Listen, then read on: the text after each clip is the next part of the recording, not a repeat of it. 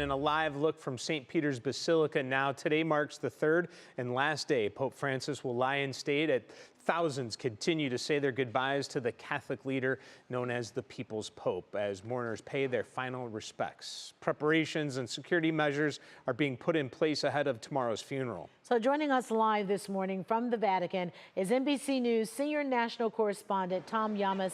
And Tom, the whole world has been honoring the life of Pope Francis, but you're there. What has it been like to actually be there these past few days? And what can you tell us about the work underway right now for tomorrow's funeral?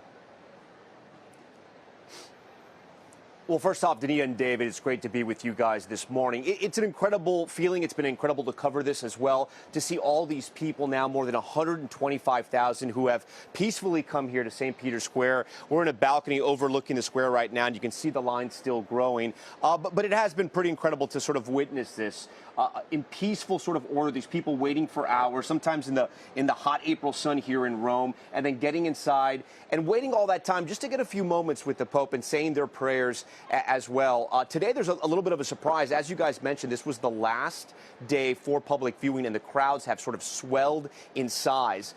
Yesterday, they had thinned out a little bit, but today, this morning, we showed up, and there were so many people here. And this, of course, in the lead up to the funeral, which is going to happen on Saturday morning, 10 a.m. local, 4 a.m. Eastern. We're going to provide live coverage on NBC News. They're expecting more than 100,000 people to show up, but that number could swell because you have a variety of factors. You have people that were already traveling to Rome for the Jubilee and here to the Vatican. You have people traveling for Easter Sunday for that holiday, and then the Pope passed away. You're going to have so many people coming in town just for that event alone. 130 delegations represented, 50 heads of state, including President Trump and First Lady Melania Trump, along with the President of Ukraine, Volodymyr Zelensky, and the Prince of Wales as well. So it's going to be a huge affair. We're expecting it to be about 90 minutes, and then from there, the Pope's coffin will be taken in a procession through Rome, past the Forum, past the Colosseum to the Basilica, where he will be buried. And we've seen images already of the tomb. It is very simple, like he wanted it. He wanted to be interred in the ground. It says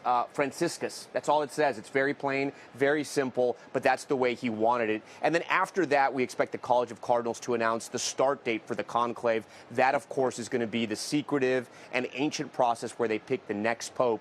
And when I speak to people who have passed through here, they pray for two things. They pray for the soul of the Pope, and they also pray for the future of the Catholic Church. So these are two things that they're praying for, a lot of the people that we've talked to.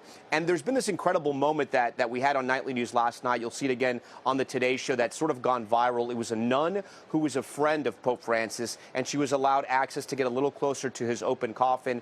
And you see her on the live Vatican camera. She walks up, she pauses, and then she just begins to weep. You can actually hear her crying on those cameras, and that moment's gone viral. And it's interesting because I've spoken to a lot of people who knew Pope Francis, but people who had never met him, but they're Catholics and they're praying for him, and they said they got emotional when they walked by the coffin as well. So it's been a historical moment here. It is ongoing today. We're expecting crowds up until 7 p.m. local. That's when they're going to stop the open viewing. So that's the latest here from Vatican. I'm going to send it back to you guys. You know what, Tom, what's interesting about Pope Francis, Catholics we know love them, but even people who are not Catholic, this man touched so many lives just by his love for God and people, but also his humility, which is still coming forth very strongly even now. All right, Tom, thank you so much. Yeah. You know. Okay, sorry we cut him off, but stay with us here on 3 as Tom leads the Today Show's continuing team coverage that starts at 7 right after Go.